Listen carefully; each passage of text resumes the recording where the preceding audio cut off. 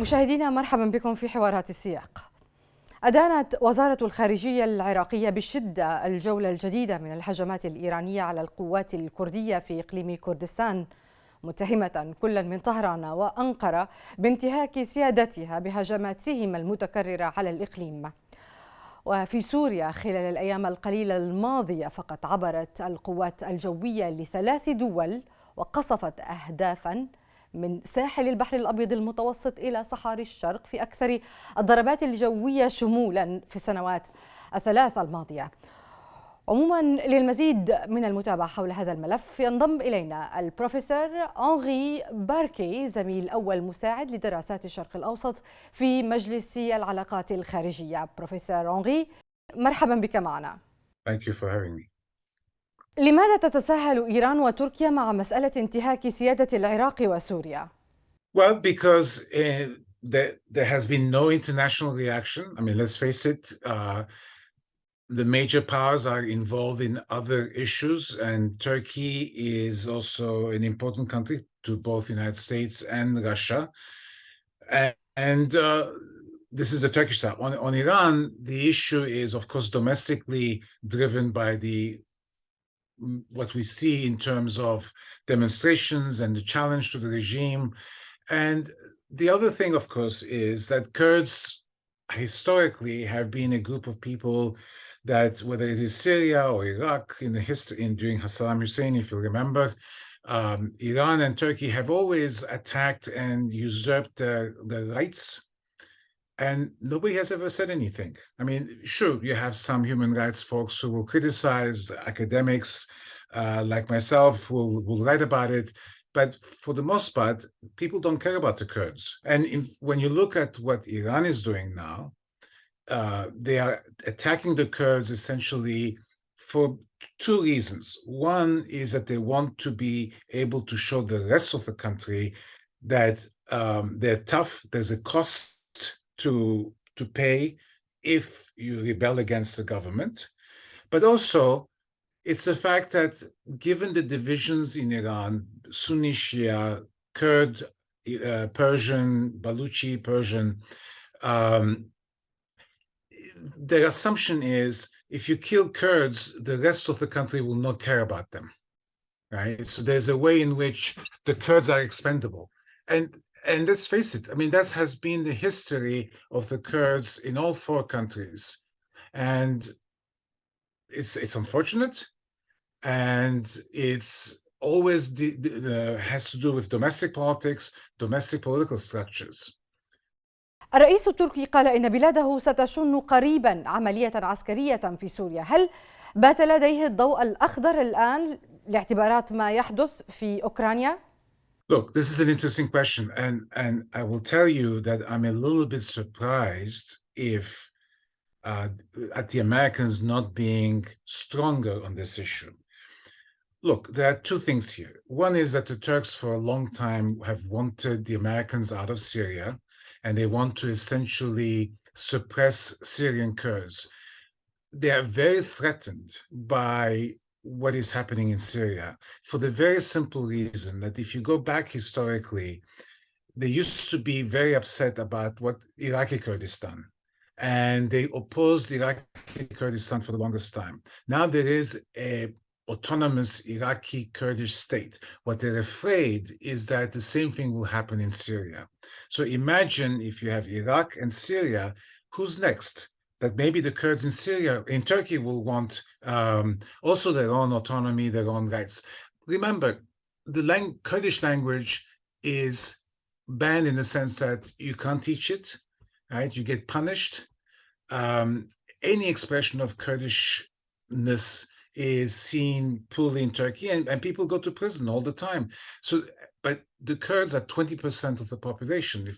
So you're talking about a very, very large group of people, you know, almost 20 million people in Turkey who see themselves as Kurds. So the Turks are very threatened by what's going on. But to come back to the United States, first of all, I don't think that the United States gave a green light to the Turks. The question is, how strongly are they objecting? And it's not clear to me that they are, as you said, and you're right, that they are objecting very strongly, which is actually very problematic because for the Biden administration, there may be a backlash in Congress against him on this issue because Congress at the moment is very pro the Syrian Kurds, quite anti-Turkish. And remember that the United States is aligned with the Syrian Kurds for one very important reason, and that is to fight the Islamic State, ISIS.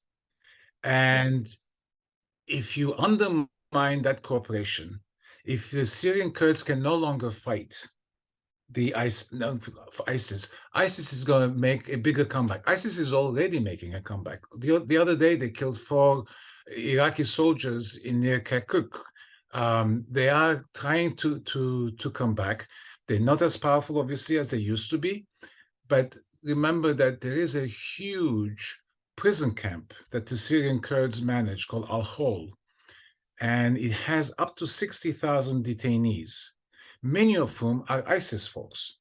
So imagine if those people were to be released because of this operation, etc. We're going to have a real problem. So the Biden administration should have been very, very clear.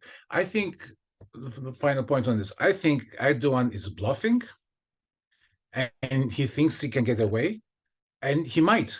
Let's face it, he might get away with it. I mean, as you said, Russia is distracted by what's happening in Ukraine. The whole world is distracted by that. Everybody has other big issues. And this is not as big. But I know, for example, a number of senators already who have written to the administration and have objected to what's going on. We'll see. وكأنك تخبرني أنه ليس هناك لا أمريكية واضحة فيما يتعلق بعملية تركية في سوريا، وأن هناك نوعا من الضوء الأخضر لقصف المناطق الكردية في سوريا. ألا تشعر الولايات المتحدة بالتزام أخلاقي تجاه من حاربوا معها داعش جنبا إلى جنب؟ You're absolutely right. I mean, there is a major moral obligation on our part because we have to go back to 2014 when ISIS came into existence, right? Remember, they swept through northern Syria, northern Iraq, they took Mosul, and the Iraqi army collapsed. Iraqi Kurdish forces collapsed. The United States asked Turkey to come and help. The Turks said no. They said they prefer ISIS to anything else in the north, essentially. That was what Erdogan said. That's when President Obama decided to work with the Syrian Kurds. And the Syrian Kurds turned out to be real fighters, where the Iraqi military and the Iraqi Kurdish military collapsed. The Syrian Kurds fought back and defeated ISIS. If ISIS has been defeated today in northern Iraq and Syria, it's because of the Syrian Kurds. And you're absolutely right that we as Americans, we have an obligation to support these people. And because thousands of Syrian Kurds died to fight ISIS. Okay, they did it also for themselves. I'm not saying that they would have maybe thought ISIS anyway, but if they defeated ISIS, it's because they collaborated with the United States. The United States gave them arms, intelligence, right? So the two of them worked very well together. And so we're jeopardizing now this relationship. We're weakening the Syrian Kurds. For what? Because the Turks don't want a Syrian Kurdish entity in northern Syria. The Turks are making up all these stories about Kurdish terrorism, etc. The Syrian Kurds have never engaged the Turks in Turkey. Yes, the Syrian Kurdish organization today is an offshoot of the PKK, which everybody considers to be a terrorist organization, which has been very weak since the capture of its leader back in 1998. But the Syrian Kurds have no interest in attacking the Turks because they know that if they were to do something like that, they would jeopardize their relationship with the United States. They don't want to do that. It doesn't make sense. So the bombing 10 days ago in Istanbul, within an hour, the Turks said, or within 30 minutes, the Turks said, oh, it's the Syrian Kurds who did it. No evidence, nothing. They made it all up. They created a fiction of supposedly these people who were sent from Kurdish Syrian areas, Kurdish areas in Syria. And look, I know a lot about the Turkish judicial system. If they want to indict you, Hasina, in UAE, because they can do it. They can do anything they want. The Turkish judicial system today is a joke. I mean, they've indicted me too. So I know how it works. So they made all this up to be able to justify an intervention. Why are they intervening? Erdogan needs it because he's going for elections. This way, he puts the opposition on the defensive. He shows that he's tough. This is very popular in Turkey. I was expecting this to happen, and so what the interesting thing will be whether or not a month from now he will announce early elections. We'll find out, but this has everything to do with his election prospects because he's not doing well.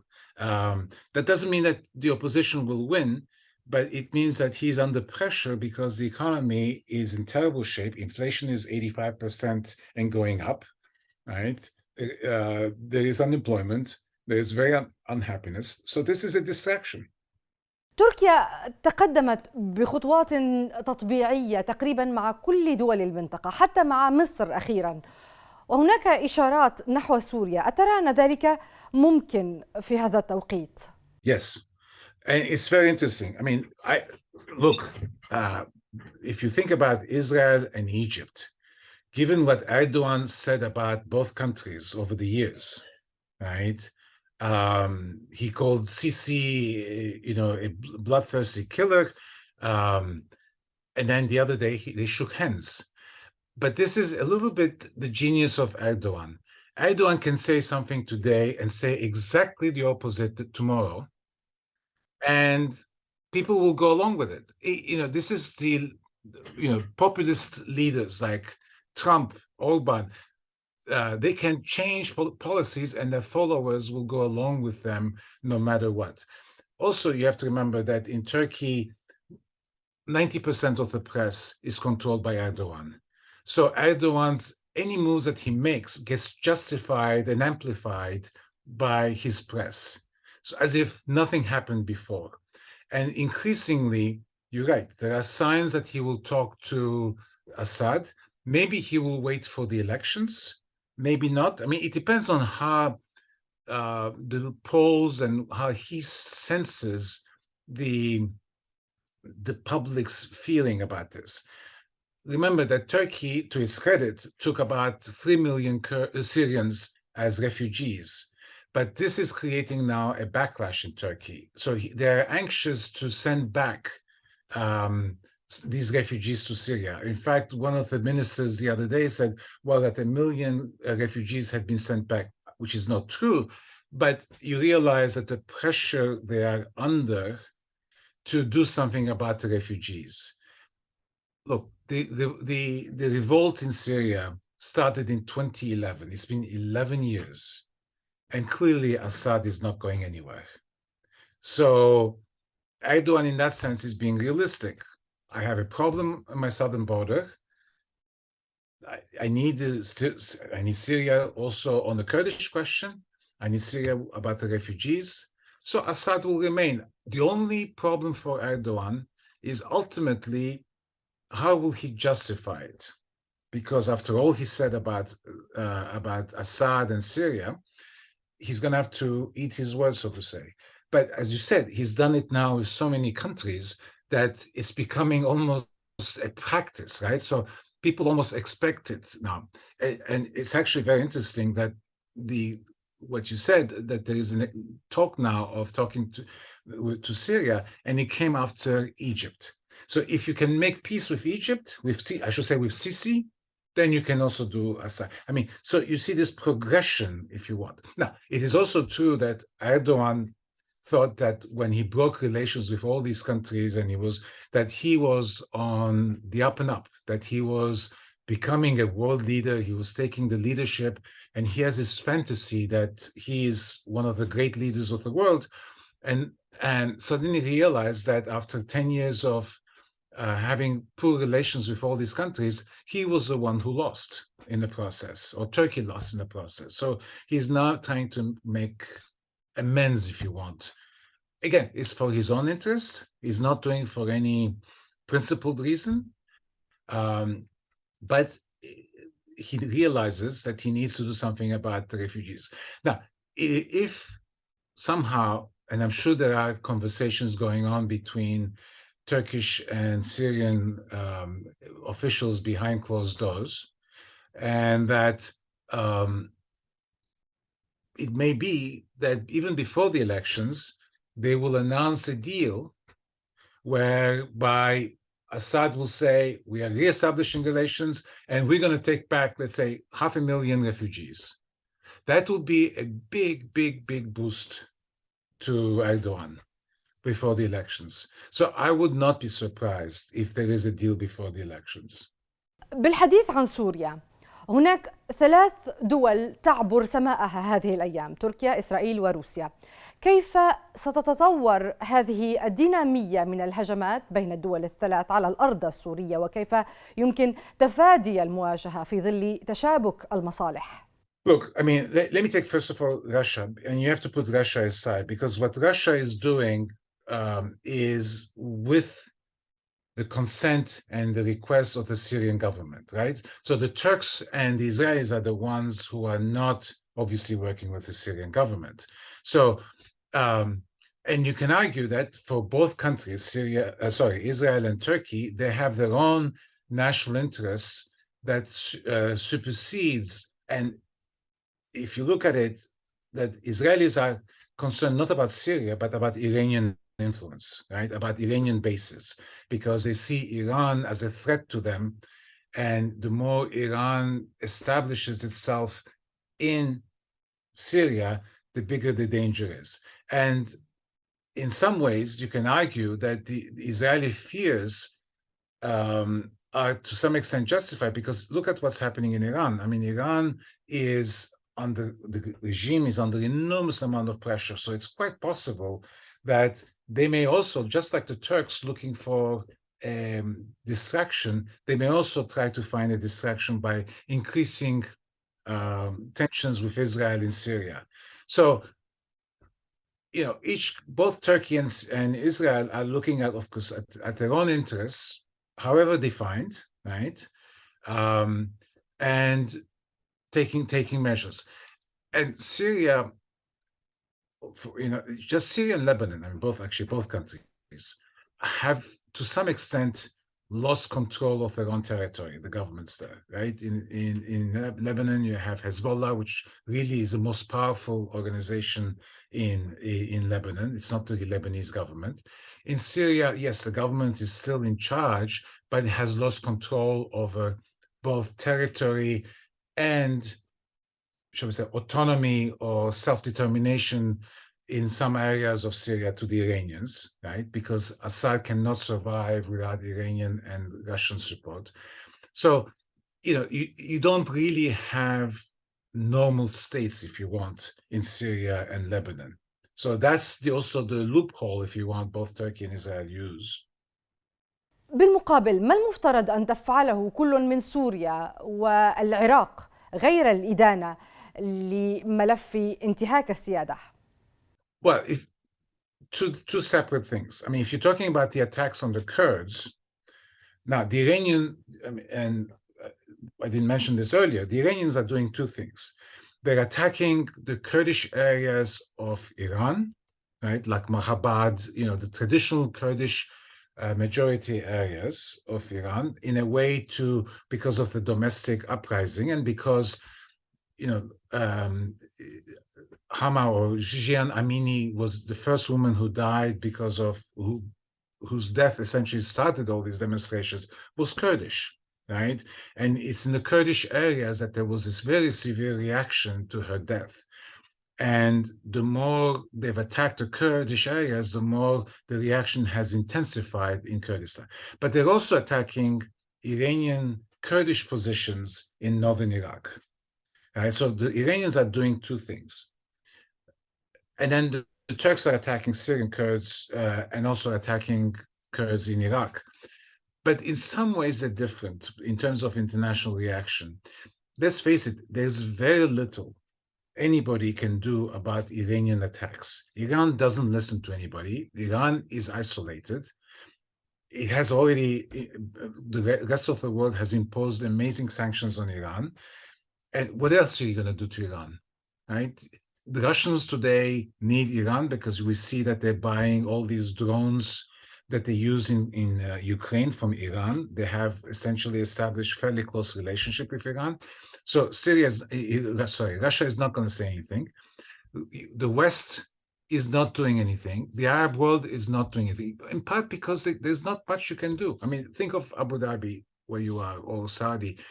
If they were to say something about what's happening in Iran, the Iranians are not going to listen to those countries, right? They have no influence. Israel, Turkish attacks, excuse me, on Syria is different because Turkey is integrated into the West. Turkish trade is with the West, and the Turks need the West more than the West needs Turkey. I'm not saying that the West doesn't need Turkey, but and the United States on its own, not Europeans, the United States on its own has a great deal of leverage on Turkey, whether it is arms sales or it is financial investments. So there is a way in which President Biden could, if he wanted to, really say something to the Turks and prevent them. But he's not doing it. Why? I mean, I think there's a division within the American government as to what to do. There are parts of the American government that would like to take a stronger action against the Turks, and there are parts that that doesn't want to. It says, "Oh, Turkey is too important." This debate in the American government and in American decision-making circles, or even outside the government, on Turkey has been going on for decades. اعذرني على المقاطعة، حتى مع نتائج انتخابات التجديد النصفي لن يتغير أي شيء؟ We haven't seen how things are going to work out. The reason I say this is because the Republicans, who are now going to control the House, are divided on this issue. There are some Republicans who are a little bit more pro-Turkish. It's not that they're pro-Turkish, they're pro-Erdogan maybe. If you remember, Trump himself was very sympathetic to Erdogan, like he was sympathetic to just about every dictator in the world. But he liked Erdogan. He, except for one incident where he put the squeeze on Erdogan, he basically allowed Erdogan to do anything he wanted, and he pulled American troops out of parts of Syria where the Turks took over.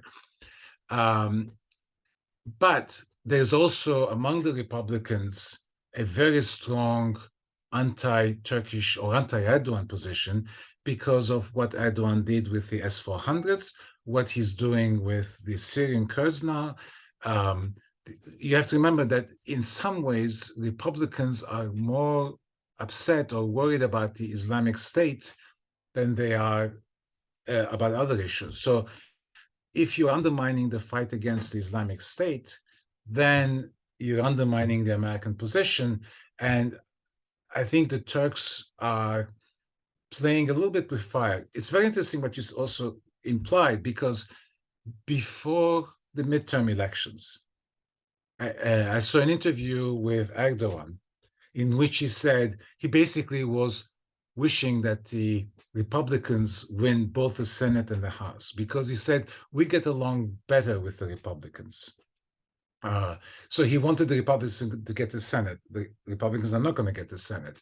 But the House is so narrowly controlled by the Republicans that it's going to be very difficult for Republicans to come up with a consensus. So the Biden administration, in some ways, has more autonomy to decide its policies. And we'll see what happens. But look, the Republicans have not yet taken over. They are very divided about domestic issues at the moment, and that's what they're focusing on. So they haven't focused on foreign policy yet. But the leading Republicans on foreign policy have been very critical of Turkey and Turkish policy in Syria. and the S-400 missile case. So we'll see. I mean, the Turks are, as I said, they're taking a risk here, but I think Erdogan is calculating that in the short term, and remember, his goal is the elections, right? That in the short term, and the elections have to take place before May of 2023, for Erdogan, the issue is short term. He has to have elections before May 2023. Right, so he's calculating that between now and when the elections take place, and especially if the elections are early, that there's very little the United States can do to damage his prospects, right? And what he does in Syria, of course, is also very popular with the Turkish public. The Turkish public has bought this fiction that it was the Syrian Kurds who did the bombing in Istanbul, right?